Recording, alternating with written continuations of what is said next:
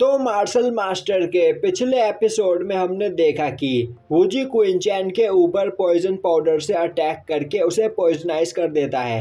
वहीं एक जगह से छुपकर क्विन फैंग यह सब कुछ देख रहा होता है और वह क्विनचैन के मरने का इंतजार कर रहा होता है, जिसके बाद वह वूजी पर अटैक करके उसे भी मार सके।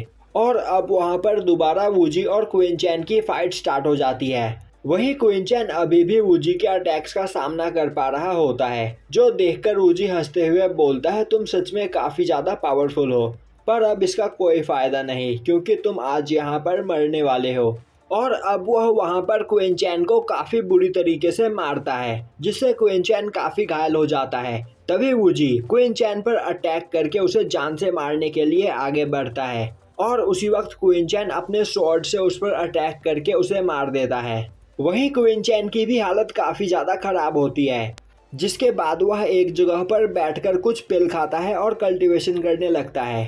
तभी उस जगह पर क्विन फैंग आ जाता है, जिसे देखकर क्विनचैन काफी डर जाता है। तभी क्विन फैंग बोलता है, मेरे छोटे भाई ने यहाँ पर मुझे एक काफी अच्छा शो दिखाया और अब मुझे यकीन हो गया कि तुम हमारे क्विन फैमिली से ही बिलोंग करते हो, क्योंकि तुमने अकेले ही यहाँ पर चाओ हैंग और वूजी को मार दिया, जो कि दोनों ही जीनियस थे। तो मैं मानता हूँ क्विनचैन, तुम भी एक जीनियस हो। तभी क्विनचैन अपने पास से टेलीपोर्टेशन टोकन निकालता है। यह देखते ही क्विन फैंग का चूहा काफी तेजी से जाकर क्विनचैन के हाथ से वह टेलीपोर्टेशन टोकन छीनकर क्विन फैंग को दे देता है। अब क्विन फैंग बोलता है, क्विनचैन तुम सच में काफी ज्यादा सोचते हो। क्विनचैन बोलता है, क्विन फैंग आखिर तुम्हें यहाँ पर क्या चाहिए।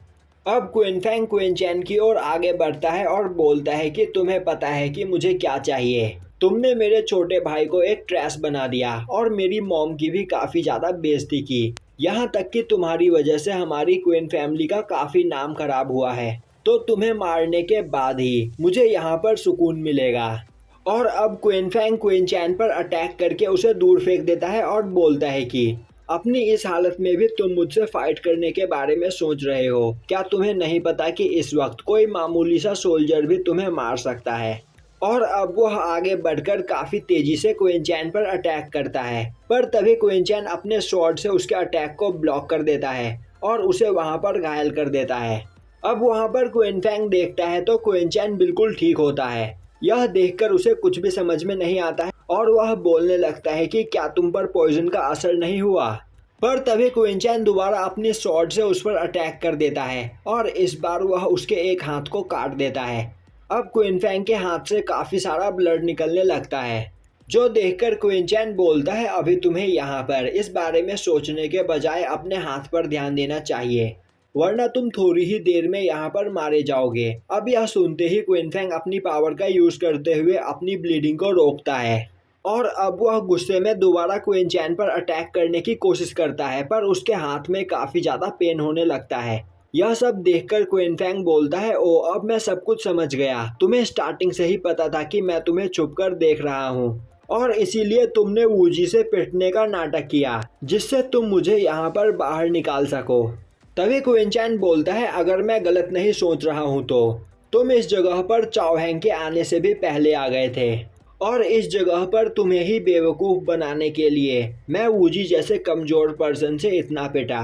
तभी क्विन फैंग गुस्से में खड़ा होता है और अब वह अपनी ब्लड लाइन पावर को रिलीज करता है, पर थोड़ी ही देर में उसकी पावर गायब हो जाती है।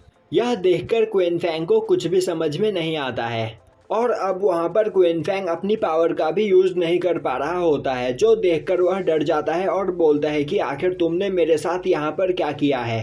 तभी क्विनचैन उसे बताता है कि तुम्हारे छोटे से चूहे ने जिस टोकन को मुझसे छीना था वह कोई टेलीपोर्टेशन टोकन नहीं था, बल्कि वह एक पॉइजन टोकन था। यह सुनते ही क्विन फैंग उस टोकन को खुद से दूर फेंक देता है और बोलता है कि तुमने यह जानबूझकर किया है। क्विनचैन बोलता है, मैंने तुम्हें यह टोकन नहीं दिया था, बल्कि तुमने खुद ही मुझसे इस टोकन को छीना था, तो इसमें मेरी कोई गलती नहीं।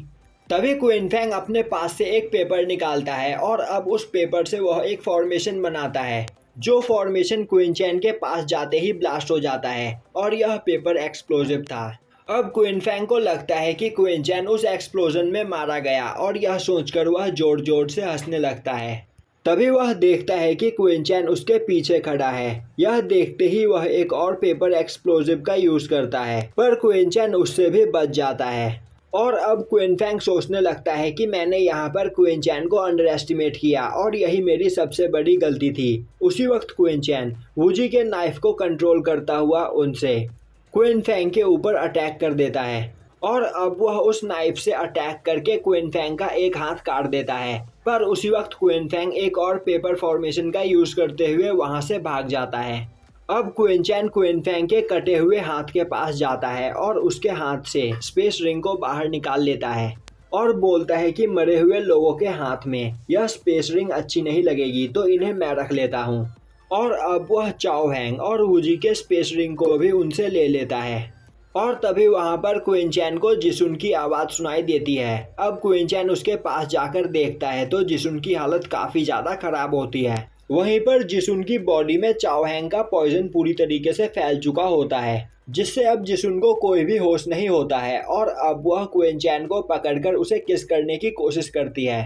अब इससे क्विंचैन डर जाता है और वहां पर उसे एंटीडोट खिलाता है, पर उस एंटीडोट का भी असर जिसुन पर नहीं हो रहा होता है। और उसी वक्त क्विंचैन उस ओर कई सारे लोगों के आने की आवाज़ सुनता है, जिसे सुनते ही वह जिसुन को लेकर एक झाड़ी में छुप जाता है।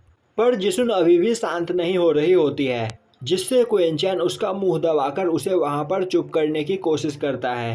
तभी उनमें से एक पर्सन को झाड़ी में से कुछ आवाज़ सुनाई देती है, जो सुनते ही वह झाड़ी की ओर जाने लगता है और तभी उसे दूसरा पर्सन आवाज देकर अपने पास बुला लेता है। अब वह जाकर देखता है तो एक जगह पर वूजी की डेड बॉडी रखी हुई होती है, जिसे देखकर वह दोनों बोलने लगते हैं कि यह तो वूजी है। तभी वहां पर एक तीसरा पर्सन आता है और बोलता है कि कहीं तुम दोनों पागल तो नहीं हो गए हो। वूजी एक जीनियस पर्सन है और वह काफी ज्यादा पावरफुल है, तो आखिर उसे इस जगह पर कौन मार सकता है। और वह हेवनली लेवल के मिडिल स्टेज पर है। तभी वह उनके पास आकर वूजी की डेड बॉडी देखता है और उसे देखकर वह भी काफी ज्यादा हैरान हो जाता है। तभी एक और पर्सन उन तीनों को आवाज देकर अपने पास बुलाता है और अब वह तीनों को उस जगह पर चाओ हैंग की डेड बॉडी दिखाता है। यह देखकर सभी लोग काफी ज्यादा डर जाते हैं और आपस में बोलने लगते हैं कि आखिर इन्हें कौन मार सकता है। और यहीं पर यह एपिसोड खत्म हो जाता है।